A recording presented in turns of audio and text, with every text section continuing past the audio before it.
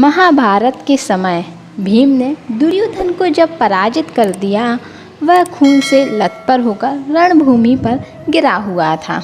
बस कुछ ही समय में उसका दम निकलने ही वाला था, लेकिन भूमि पर गिरे हुए ही उसने श्री कृष्ण को देखते हुए अपने हाथ की 3 उंगलियों को बार बार उठाकर कुछ कहने का प्रयास किया। बहुत दर्द में होने के कारण उसके मुंह से बहुत धीमी आवाज़ निकल रही थी।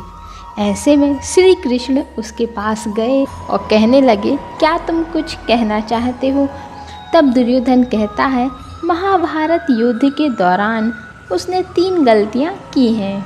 इन्हीं गलतियों के कारण वह युद्ध नहीं जीत सका। अगर वह इन 3 गलतियों को पहले समझ जाता तो आज वह युद्ध जीत जाता। अब श्री कृष्ण उससे पूछते हैं कि वह 3 गलतियां क्या हैं। वह कहता है, पहली गलती उसकी यह थी कि उसने स्वयं नारायण के स्थान पर उनकी नारायणी सेना को चुना। यदि नारायण युद्ध में कौरवों के पक्ष में होते तो आज परिणाम कुछ और ही होता।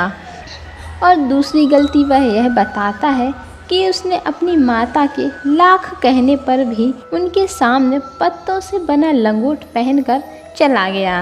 यदि वह नग्न अवस्था में जाता तो आज उसे कोई भी योद्धा परास्त नहीं कर सकता था।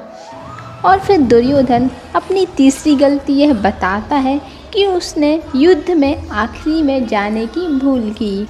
यदि वह पहले ही युद्ध में जाता तो बहुत सी बातों को समझ सकता था और शायद उसके भाई और मित्रों की जान बच सकती थी।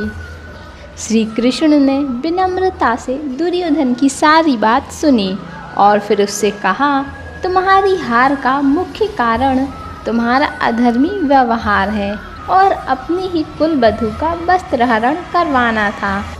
तुमने स्वयं अपने कर्मों से ही अपना भाग्य लिखा था।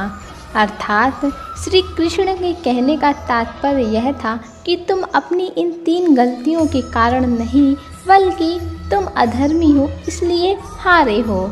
यह सुनकर दुर्योधन को अपनी असली गलती का एहसास हो गया। भगवान श्री कृष्ण कभी भी कौरवों के साथ नहीं होते। यह उनकी ही लीला थी कि दुर्योधन ने उनकी जगह उनसे उनकी नारायणी सेना को मांगा।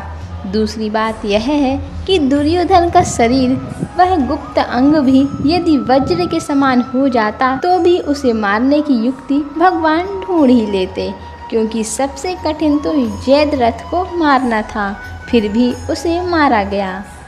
और तीसरा यह है कि यदि दुर्योधन युद्ध में पहले होता या आखिरी में, इससे कोई फर्क नहीं पड़ता। अंत में हार तो कौरवों की ही होनी थी।